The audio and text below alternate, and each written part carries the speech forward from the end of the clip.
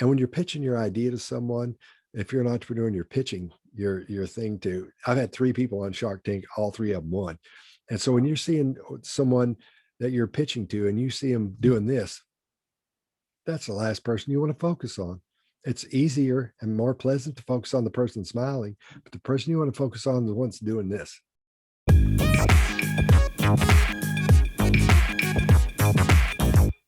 Hello, everyone. Welcome to another episode of the Being Yourself show, where world's renowned thought leaders, best-selling authors, and entrepreneurs share their wisdom and insight with you so that you can achieve your goals and be more productive and become a better version of yourself. If you're new to this channel, then you may consider subscribing to this channel for your weekly dose of knowledge, inspiration, and motivation. This episode is being recorded in association with Let's Localize, an organization with a mission to foster micro contributions from communities and businesses to support schools for their need of time, skill, and money. I'm your host, Ajay Mathur, and my guest today is Scott Rouse. Scott is an author and a globally sought after speaker and is a body language expert.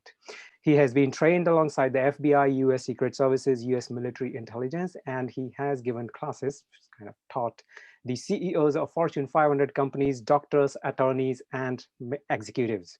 He has helped entrepreneurs to raise funding, and he has helped them raise over $450 million in total funding so far by teaching them how they can use the persuasion and their body language to impress the prospective investor.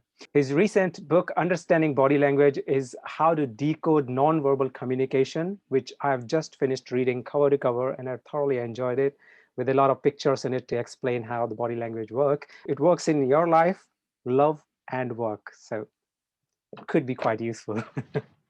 It was a really nice book. So thank you very much coming on to the show, Scott, and welcome to the show. Well, thanks for having me. I've been looking forward to this. Great. So first of all, I wanted to know what got you into this field of body language, because as far as I understand, there is no such formal degree. You don't become an expert by studying it. So how did you do it, and what was your motivation? I got into it when I was a little kid, 6 or 7 years old. My father's a doctor, and we lived in a little town in Kentucky here in the U.S. called Louisa, Kentucky, and it had about 2,500 people in it.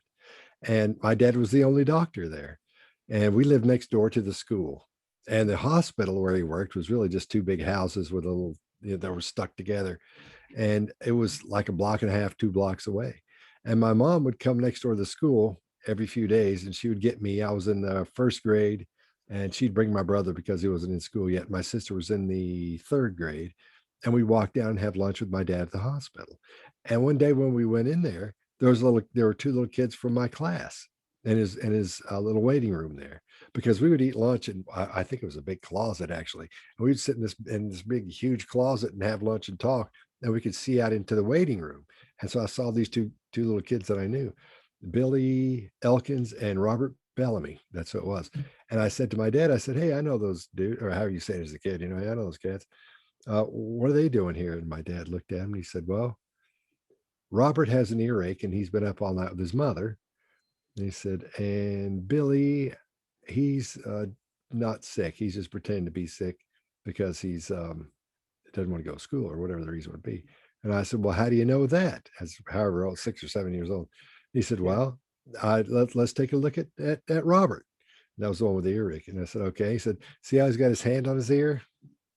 And I said, "Yeah." And he said, "Well, that tells me his ear probably hurts. See how he's leaning on his mother with it?" And I said, "Yeah." He said, that gives me the idea that it really hurts him bad." I said, "Oh, now we know his mother, so let's take a look at her." And I said, "Okay." He said, "Well, usually when we see her, her hair is done really nicely, and she has makeup on and she's dressed nice." I said, "Yeah." He said, "But does she look like that today?" Of course, she'd been up all night with the kids, so her hair's messed up, no makeup, and they just come right in. I said, "No, she doesn't have any of that on." He said, "Well, that tells me she's probably been up all night with him. She looks a little bit tired, doesn't she?" I said, "Yeah." I said, "Well, what about um, Billy Mead over there?" He said, "Well, in a couple of minutes, because he was sitting on this little bench and his legs were like dangling like this, and he was reading a little magazine. His mother was sitting up there, had her stuff on. And he said, well, in a couple of minutes, he's going to stop dangling his legs because his mother's going to lean over and say something to him. And when she does that, those legs will stop dangling. He'll put that magazine down, and then his eyebrows will come together like this in the middle. and sort of go up some. And I said, yeah. And he said, then he's going to turn his head sideways and talk to his mom. And then she'll pat him on the shoulder because she had her arm around. She'll pat him. And then as soon as she finishes that, he'll look away. His eyebrows will go back down to normal. They'll quit frowning. They'll look normal. Then they'll go up and he'll start reading that magazine again. And then his legs will start. Well, he did all these things within 2 minutes of when he said that. So I thought, well, this is a miracle. This guy can tell the future.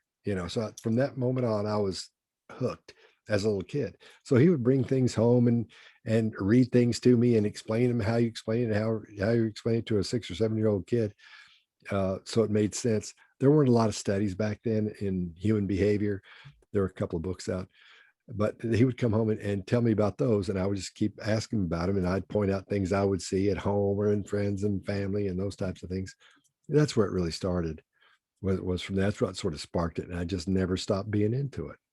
So you probably did never manage to lie to your dad then. Well, we tried, but he would do stuff like this. For example, one time we had this big furnace in the floor. It was under the floor, and there was a big metal thing with these little squares on it that were all open. And my brother had taken this little tugboat and put it on top of there, and it melted. And my dad came in. My mom said, somebody's put a toy on the furnace and it melted. So he's like, who did this? I'm like, I don't know who did it. My brother's like, I don't know who did it. My sister said, it wasn't me. So she said, okay, everybody come over here and line up. So we all lined up. He said, show me your hands. So we're like, okay, we all went like this. And he looked at my hands. They looked at me. He looked at my hands, and he went over to my sister and he looked at her hands and looked at her, and then went over to my brother and looked at his hands and looked at him. And then my brother started crying. So he busted him that way. So that was our foray into lying to our parents and being busted. So we didn't lie very much. Tried not to. You're not expert then.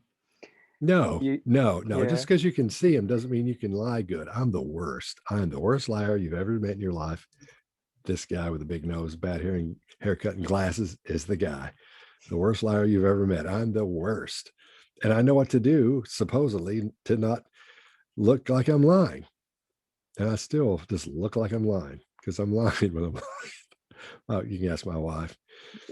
So now that you're an expert in it, not that you would go and start lying to your dad or somebody, but can you fake it now? Can you confidently lie without the other party knowing about it now? When it depends on the situation. If I'm in an interrogation and there's something that's really important, something that's at stake, then I'm really good at it. I'm really good at looking like I may know something that I don't know, that this person is worried about me knowing, the person I'm talking to.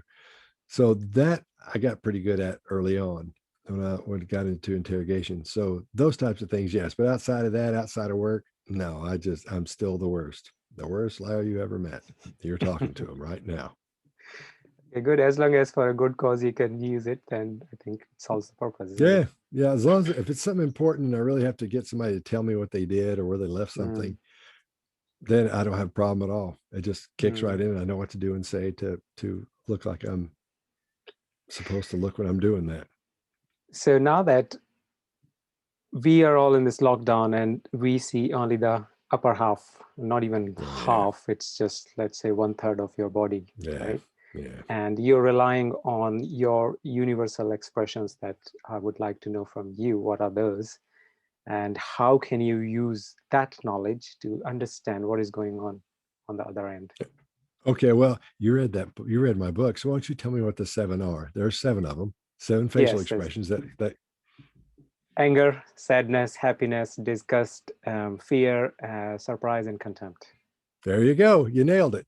And each one of those, you have an expression or have parts of your face that you use those in. For example, if everybody knows the anger one and everybody knows the smiling one, but each one of these things have things that tell you for sure. For example, if someone's lying or not, or about the emotion they're showing you. Smiling, the smile is the thing you see lied about the most, whether someone is being honest with their smile, let's say. So one of the things you look for when somebody's really smiling or fake smiling is, and you can't see it right here because I'm wearing glasses and I'm not close enough. Maybe, yeah, you can't see it perfectly. But when someone smiles, there's these little muscles under here called the orbicularis oculi. They're really boring. And over here, you have these, to make a long story short, these little creases in the side of your eyes right here.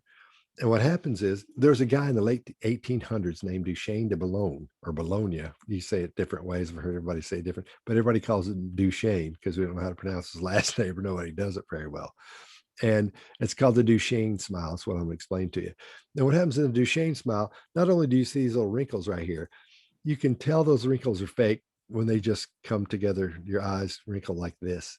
It's a real smile. So Duchenne found out when they come together like this and the sides, they come together almost like they're being pinched from the sides. Because when you fake smile and you think you know how to fake smile, then you smile and you try to squint a little bit, but the squint doesn't look just right because that's your orbicularis oculi pushing your eyelids up, the bottom eyelids, so they'll squint, and that's what makes them come down like this. If it's a true smile coming from the heart, coming from true emotion, then you'll see your brain does that. Your brain actually makes that squint happen, so it comes in like this. And these little parts of your mouth right here, when you smile, they like you can do. I laugh all the time, goofing off. So you can see mine are indented a lot. But when somebody really smiles, the smile, I can fake smile and go like that, and they poke out, but they don't go in as far when you do a fake smile. When you do a real smile, your brain, in other words, takes over and it pulls those things, parts of your mouth that way. And that's what makes them go even deeper, indentation.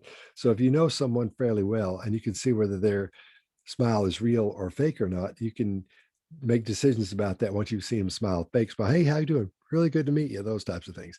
But then if you say something funny and they laugh or they smile real big, then you can see the difference in the first smile you see and compare it to what you believe would be the real smile. And you can compare what their eyes look like. They're here on the sides of their eyes and these little parts of their mouth. Those are just a few things, a couple of things to look for in the smile part of it. I think I used to think that if you can see these lines, that the one you told, then it's Mhm. real. But you just said that even that can be faked. Oh yeah, So yeah. Because you everybody explained knows it, but that. let's see how can I fake this thing here? You can't.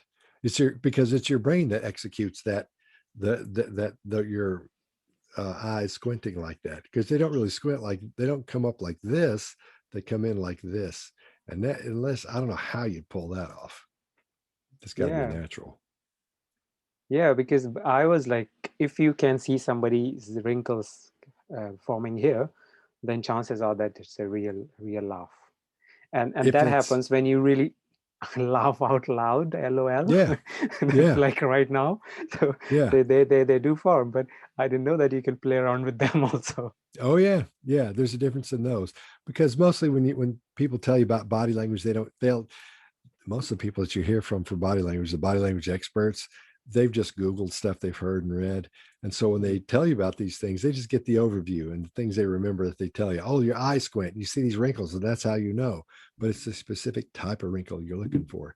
So as you go forward, if you run into someone who starts telling you it's just that the wrinkle, they might not have done their research as in depth as you would want them to if you're training them in body language or giving them Wow, information. wow. How about the other emotions, like out of those seven? So let's say you can fake the smile. How about when, so this is like faking the smile, so faking something positive. Mhm. How about faking something like if you are really angry, but you Mhm. don't want to show your anger, right? Okay. How can you find out from somebody's face that they are actually angry or uh, having contempt towards somebody? How would you that Okay. figure that out from the face alone? All right. Well, let's talk about the anger expression Mm, first, yeah, yeah. because the anger expression should be something like this. If you're really mad, Mm, your lips will tighten up, your brow will furrow together right there. It'll knit. It's called knitting brow mm, when you do that. mm, And mm. one thing that I learned a long time ago in interrogation, the one thing you're looking for all the time is somebody coming across the table at you and taking a swing at you, depending on what you're talking about. So you always have to be aware of that. When someone's pretending they're angry, which they will do if you're in interrogation, you'll see them squint their eyes and they'll look just like they're so mad. They'll have everything right. Mm. However, they're not really mad until you see the whites of their eyes. When their faces, when they're really angry, their brain is squinting their eyes for them. When they try to start squinting them, it looks like this. But if they're really mad, then you see those eyes. You can see the whites of their eyes. That's when you know they're really angry and they're coming for you. Most likely the 4 to 7 seconds. And one thing you'll also see is you may have heard this where their face will get flush. It'll flush up, get a little red for a second. Then, and that's fine. That's if you're going to get mad, your face is going to get fine. But if you see that flush go away and their face gets a little bit white or it lightens up, that's when they're coming because they've gone into fight or flight and they've decided to fight. So their blood is rushing to their muscles and getting them ready to come across or take a swing at you or do whatever it is, unless they can control that and keep it together. So you see a flush and you see it go pale, not real pale, but you'll be able to tell the difference. You'll see it. I mean, the times I've been tagged, like one time I remember looking at him going, wow, he's really red. And it went away. I went, wow, now he's pale. It's just like I always talk about, and just pegged me right in the mouth. So it's one of those things where you got to really pay attention to what's happening, but you'll see these things. It happens fairly quickly a lot of the time when it goes away. So if I understood correctly, you said that when I'm angry and squinting my eyes, as long as you can see the white part of my eyes, You're when really you can see mad. white, I am angry. But if you Yeah, can't see you're it, real like mad. I'm doing too much of this, so you can't see my Yeah, whites, then it's yeah. not If you're anger. doing this, and you may be mad, but you're not really ready to do anything about it. You're just going to stand there and holler and stuff.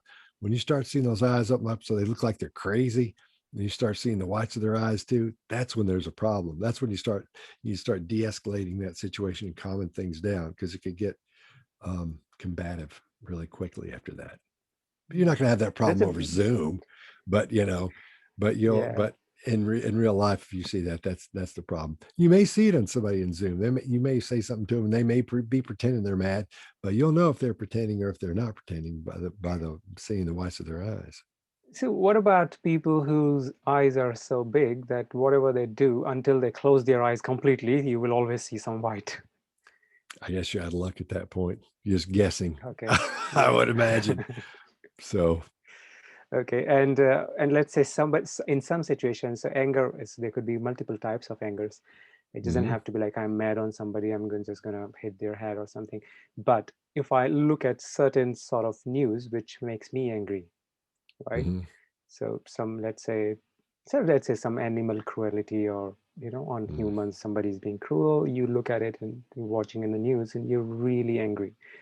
In those cases, you don't really make much changes, right?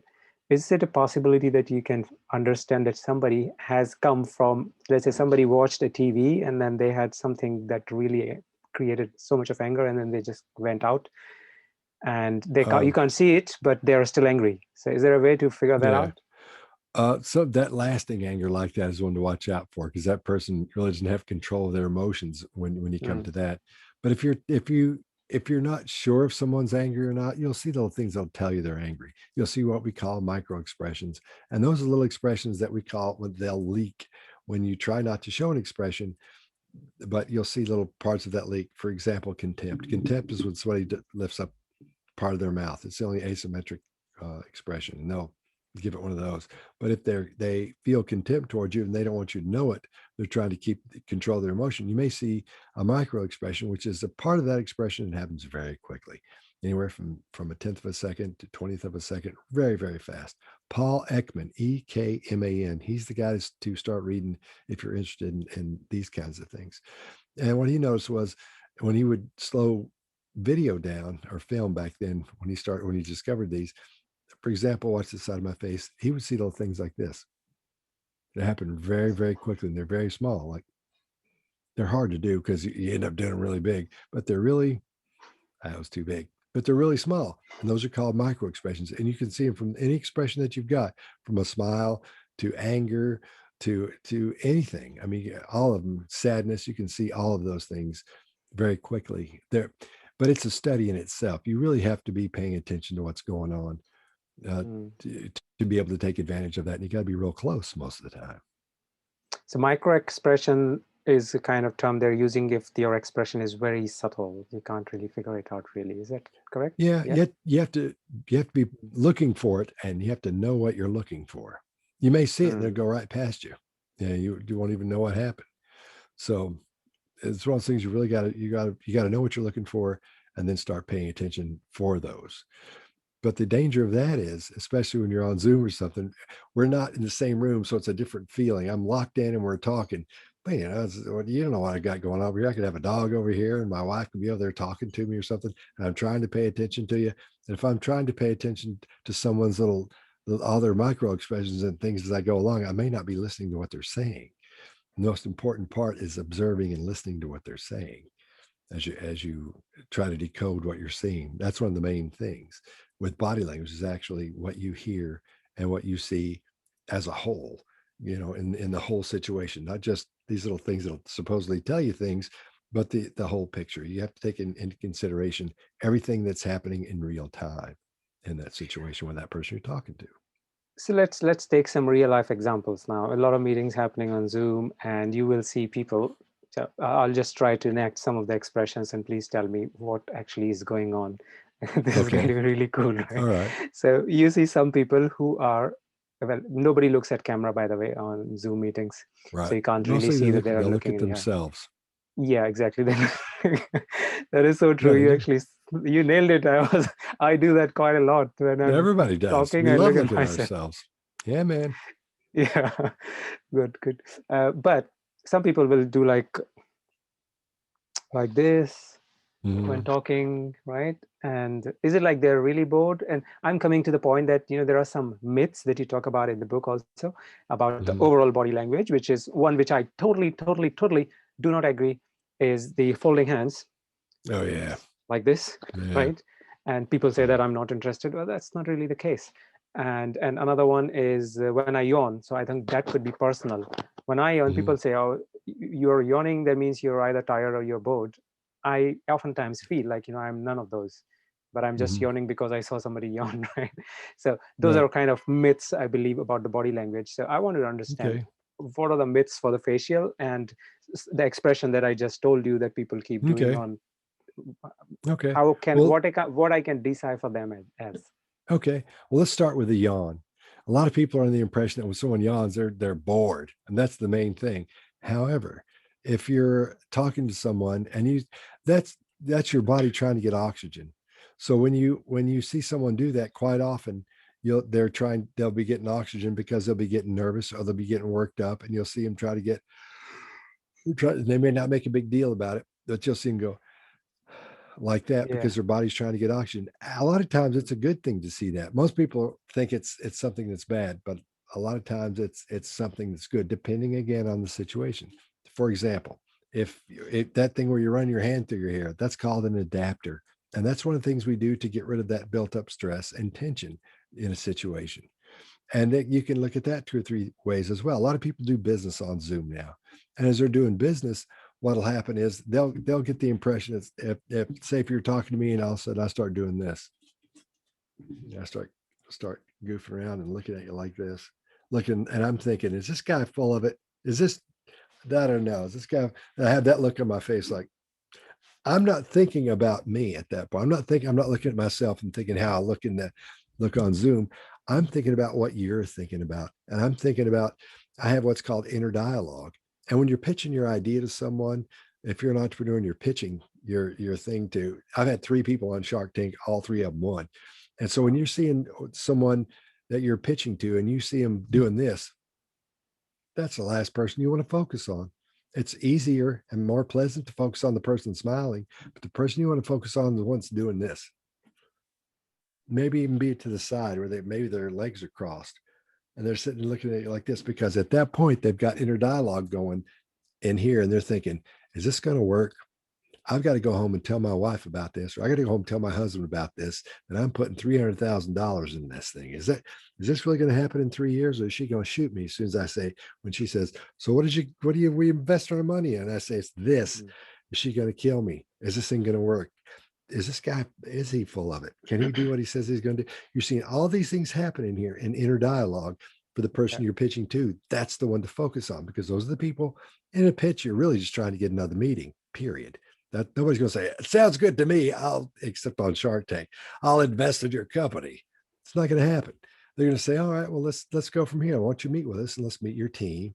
And they start doing their due diligence, make sure you're who you say you are and those types of things, and get to know you. If they're going to give you $1.2 million, they're going to want to know who you are and what you're about. So you want to see those things that look like they're not interested. Even in Zoom calls, if it's a business call and they start looking that way, that's great. That because they're just going, they don't care. They're right there, zoned right into everything you're saying, but they're not thinking about how it's going to affect them, how it's going to affect the people back at the office, or when they get off here and start telling somebody about it, how it's going to affect them. They're just paying attention to you and making sure you feel good about it. So a lot of times you can be wasting your time in those situations. That's what I found. And I'm actually doing a couple of studies on that right now, which will be in a book Wow. later on. But Okay. So what you should do as a person who's pitching your idea to investors to give a response to that. Of course, you will pay attention to the person because you think that he's serious. But oh what yeah. you can do in order to make somebody who is kind of borderline serious, Mm-hmm. how you can use your body language to generate some Oh, spark of well, interest in them. what you want to do if you see somebody make those faces, don't just focus on them and start just talking to that one person because that'll wig them out and you'll pull them out of that. You want to keep them in there. So you just want to focus more on them than you do the people smiling at you or the person smiling at you. So as you go through and if they're smiling too much and it's just one-on-one, you might say, does this make sense to you? Is this, am I, you don't say, do you understand what's happening? You want to say, am I doing a good job of translating this to you? Because I don't know if I am. Oh yeah, that's great. But because you don't want them just smiling at you. You want them thinking about it. And when they get that thinking about it, you say, does that make sense to you? Am I doing this good? Is this making sense? And they go, yeah, yeah, yeah. And they may have a question. So be ready for your question. But the things you can do to help them um, want to be around you and want to do business with you is you use what are called open-handed gestures. Everybody's aware of those. And that's what I'm doing now. And when you're on Zoom, there's a way to do things that will sort of box that person in and get them to look at you, like this little box I'm making here. And a lot of times when you're talking to them, you don't have to go, hey, look at me, talk to me, but you be really subtle with those things like that. And one thing is, even though we're on Zoom, people like to be listened to. And like I'm over here talking, so it's easy for me to say that. But you asked me a question. Trying to give as much information as I can before your time is up, and I got to go. But when you're talking to someone, what you want them to do is you want their brain to think they're the one talking. Because as you're talking, that person's thinking, I see, I'll ask this next because that's going to come up. And they, to you, they're going, you're going, because they're thinking, I got to say something next. What am I going to say next? So what you want to do is give their brain the impression they're the ones talking and you're the one listening. So you do it like this. You put your ear this way a little bit and kind of lean your head some. And as you start talking, you shake your head yes every now and then, just kind of nod up and down, and you'll see like you're doing now, they'll start nodding as well. These are called illustrators. When someone they it's your brain emphasizing specific words and phrases, just like I did right then. Specific words and phrases, boom, boom, boom. It's your brain emphasizing those. So what you want to do, and they're usually come outward. Hey, I'll tell you this. I'd like to tell you about that. But if you use these in a subtle way, you make it look like you get your ear this way and you get that head to going like that, and you sort of pull them in a little bit as you're talking, very subtly. That gives them the feeling that you're trying to drag information out of them. So as you talk to them, it's not sit there and do this the whole time so you look like a nut. But as you talk to them, sort of wave them in a little bit and sort of give it that. So it gives them almost the impression you're trying to get information from them, and overall, it makes their brain relax, makes them relax, and they'll get more information from you as you move forward. Yeah, and I think this one, like opening hands, is about opening up your truth plane, isn't it? Mark Yeah, Bowden that's what talks Mark about it. always says. Mark Bowden Yeah, talks about. Yeah, yeah, that's the yeah, one. yeah. So we Yeah, had Mark Bowden also on the show some time ago. yeah. That was Mm. originally called the Clinton box because Bill Clinton was bang. Everything was Right. out in this area here. It's like, but Mark's got it down to a science now. So Mm. he's the one to listen to on that. And on Zoom, it's a little bit easier because you're only looking at one eyes if you have nailed it, which is the camera, and Mhm. and it is kind of resulting into having eye contact with multiple people. Right. Right. So Like does right it make now, it I'm looking at easier the or it camera. makes it difficult? It's weird because most people want to look at themselves, so you'll see them doing that. But I like to look right at the camera because it makes that person feel like you're talking right to them. So I try to make it look like I try to talk to the camera the whole time. But sometimes I'll want to look at the person. Like if I look at you dead on, I'm looking right there. So that's when but so it looks like but I'm sure it looks like I'm looking in the opposite direction because these things are flipped as you look at them. So if I did want to pretend I was looking at you and make you think that, I would look right there and might look like I was looking right at you to the person watching. But I know I'm not because these things are reversed. What could be for somebody who is watching it, what we can tell them as these are the top 3 or 4 signals that you can monitor on face, and which part of the face then you go for that. If somebody does this particular expression, you're dead sure that this is what it means. Any such 2 3 tips Um, that you can give? Well, there in body language, there are no absolutes. So just because you see a little body language movement doesn't mean they're lying, doesn't mean they're telling the truth, doesn't mean they're in a good mood or a bad mood. There are a couple of things that'll make you pretty dang sure when you see them, but there's nothing you can really say, be sure you do this every time. Hmm. The only thing to cover all those in one answer is to make sure that you have a pleasant look on your face, because that person, as soon as they see you, they make a lot of decisions about what they're seeing about you. Their brain, there's a study done at Harvard, I believe it was 1984, called the instantaneous impressions study. And I won't get into the details of the study, but anyway, what they found out was when you first see someone, your brain makes up a backstory for that person, even though you don't know who they are, even though you've never seen them before. Your brain's going to say, not up in the frontal lobe, not where you'll recognize it, but you'll get a gut feeling when your brain says this: ah, that girl, she looks like my sister. I love my sister. My sister's funny. I'll bet I'm going to get along with that girl. I think I'll probably like her. So you end up liking that person, whether they prove you right or wrong, we'll see. And then you have a guy, and your brain, you'll see a guy, and your brain will say, that guy looks like the guy who used to hit on my girlfriend. And I didn't like that guy at all. He was mean. I don't think I'll like that guy. You don't say that out front. You don't hear yourself saying that. It's just that gut feeling you get where you go, I don't know. That's something about that guy I don't like. So it's important from the time you hit the room, from the time the Zoom call starts, to have a pleasant look on your face. Nothing where it looks like you've lost your mind, where it's like trying to smile all the time, but just a pleasant look, which you'll find in the bathroom mirror if you keep looking. If you look in there, it takes 5 minutes a day, just practice. And you get a pleasant look on your face, and you'll cover all. It'll take care of all those problems that you'd be worried about somebody thinking. Because if you start focusing on these things to show someone, they're going to get the feeling that something's not right here because you're not being honest. And it's a key to be yourself as you're doing these things. That's the most important thing, is to get people to feel like they know you, because people do business with people that they like and the people they know. So you want to have a pleasant look on your face as often as you can, but not where it's so it looks creepy. But look in the mirror and find your pleasant look on your face, and really light little look, and just have that on there as often as you can. That's the key to all of it. Just be yourself. So you're not worried about those things. You're not focused on how do I look and all that. And you end up looking at yourself the whole time.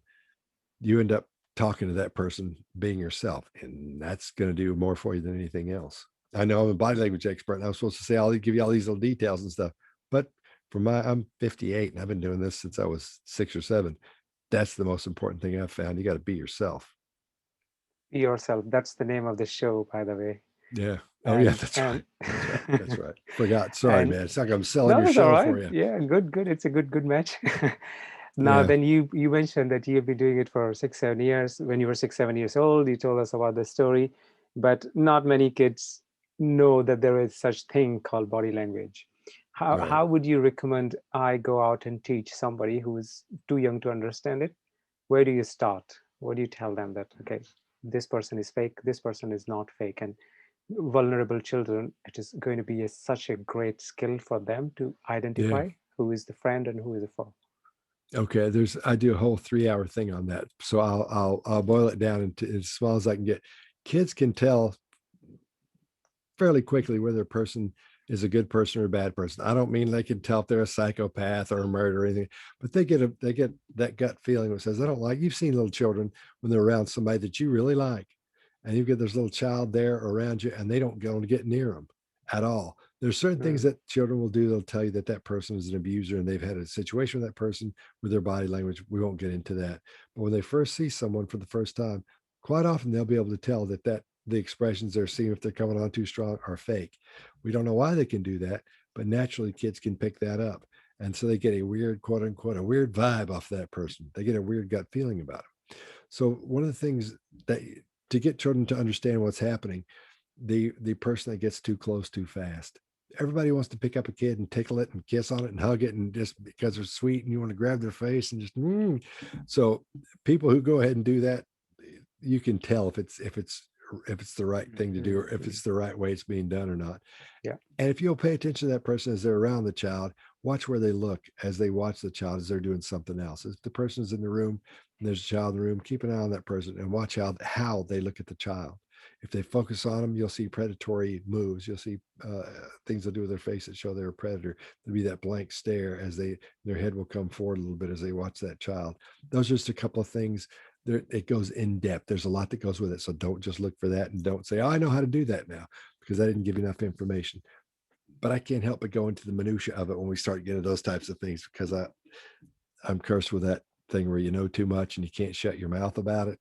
That's why this is going so long for you, because I can't shut up about it. But there's a lot that comes with it. But those are some of the first things to look for. You watch that other person too. So it's really tough to explain to a kid what to look for and why they're looking for it. It just doesn't go in very well and doesn't stick.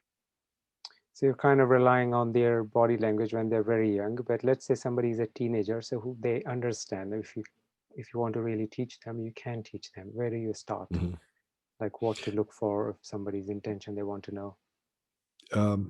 If it's someone who's dangerous, watch for the gaze that does that where they lock in with you and they keep looking at you, and there's not a whole lot of blinking and not a whole lot of head movement, and they make a lot of eye contact, lots of eye contact. That's bad, because if you and I were sitting together, the amount of eye contact you and I are both giving these cameras would be unnatural if we were to do it to each other.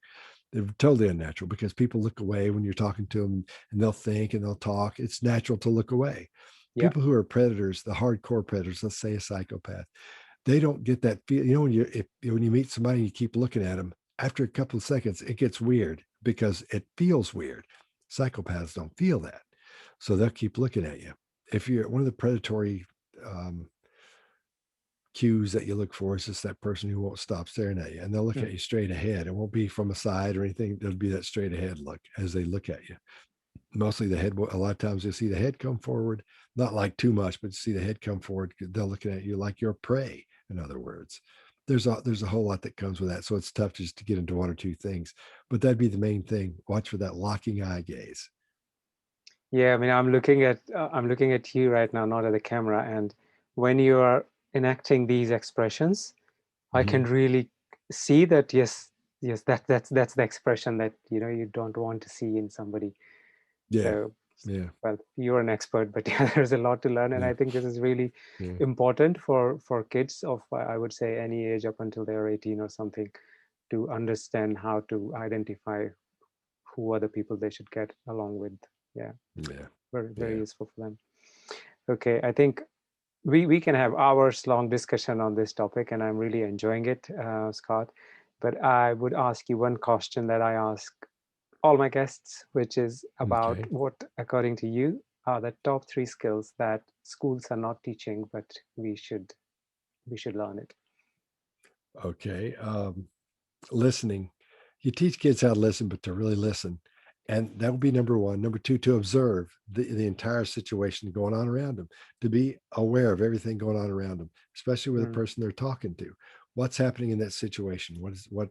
Are there noises? Is it warm? Is it cold? What's happening with that person? And the third one would be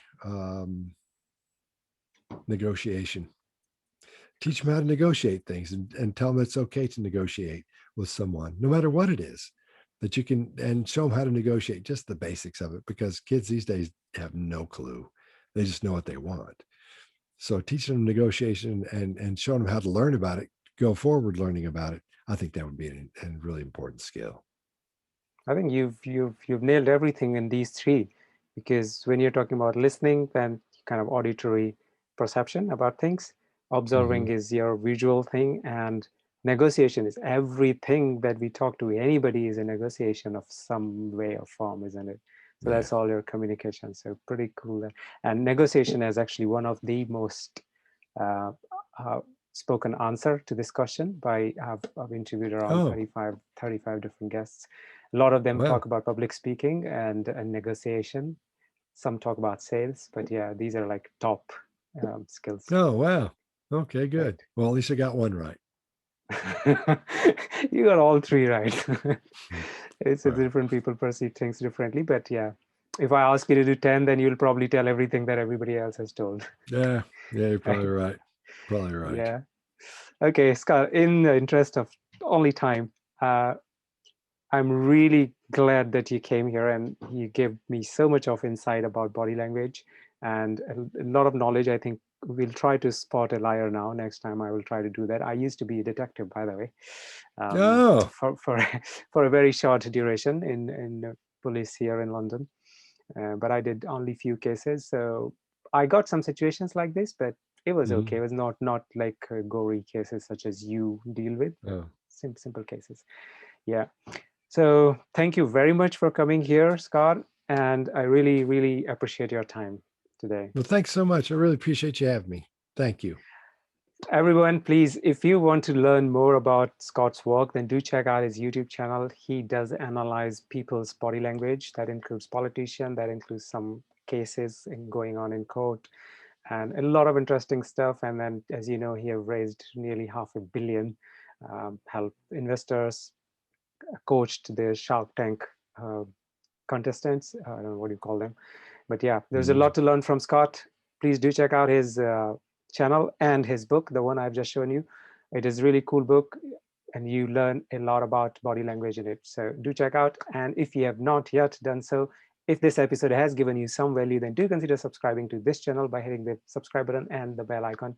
And I'll see you again next week with an amazing guest. Until then, you take care and keep learning.